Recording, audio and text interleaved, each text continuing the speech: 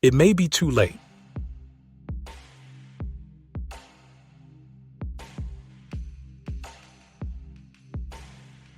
I've been waiting for the Supreme Court to hand down all of its major rulings, and the crux of the matter is that the world has charged right past us. We are involved in multiple major wars and seem to be diving headlong into a major conflict with China in World War III. And here's something for all you YouTubers with your fake news and graphic war scenes. You are not scaring our enemies with tall tales of all of our super weapons that might be available in a few long years. You are instead urging them to attack now before we gain strength. We have a president who was thought to be feeble-minded and senile, who then confirmed it to the world at large last Thursday night, further increasing the likelihood of conflict.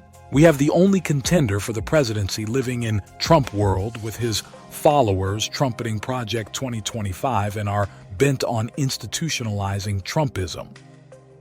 The Supreme Court ruled that presidents have impervious immunity while performing their duties as president. Considering a president is on call 24/7, 365 days a year, he is pretty much shielded from any prosecution or charges while in office. Don't get all crazy now, that's the same protection that the Congress enjoys, and they've extended it to any and all that they employ in an official capacity. They have taken the well-known diplomatic immunity doctrine to allow themselves to be immune from their own citizens.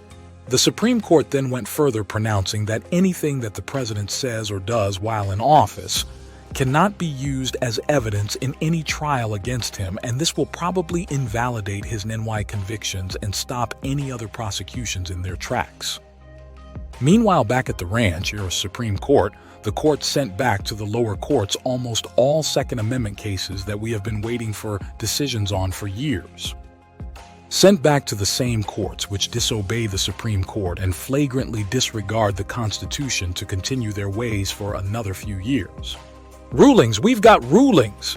In the case of City of Grants Pass v. Johnson, the court ruled that it is not cruel and unusual punishment to be homeless and allowed the removal of homeless encampments. No clue as to where these people will go. They reversed the ban on bump stocks, which allow certain rifles to act as high firing rate automatic weapons, which have been banned for many years. We need a Congress to write a constitutional law, if only the Congress knew how. The court ruled that the abortion drug mifepristone is legal. The court ruled in Fisher v. the United States that the obstruction clause that many of the January 6 prosecution cases are using is unconstitutional and cannot be used, hopefully freeing hundreds of citizens and stopping further similar prosecutions of innocent citizens. And the court acknowledged that the Department of Justice has been weaponized and is being used as a political tool. I know it's not good news, but the court is making all the lawyers happy. They have repealed what is known as Chevron deference, which has allowed the deep state to take over and control virtually every aspect of our lives.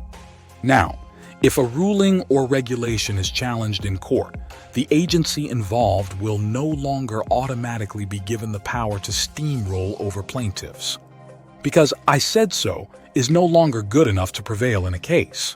So now is the time to become a lawyer. 40 years of cases and regulations are all going to be relitigated, with lawyers having 100% employment as the only assured outcome. Now, in the last gerrymandering case that the court has vowed to hear, Allen v. Milligan, Alabama has been forced to redraw congressional districts and must have 2 well-formed districts for minorities to correct their racially motivated districting plan. It's been a tough week, and once again, the only solution left to save our country is Article the 1st. It will allow us to have a Congress controlled by local neighbors in small local districts, rendering gerrymandering a thing of the past. There will be enough citizen representatives to run all of these myriad regulatory bodies and no longer delegate their constitutional duties to unelected functionaries. They will have to answer the voters on Election Day for what they do, not what they promise. They will be able to once again control the operation of the Supreme Court and rein in an out-of-control executive. Article the First, the real First Amendment, mandates one representative in Congress for every 50,000 citizens. It may be too late, but we must try. Brought to you by FirstAmendmentFreePress.org.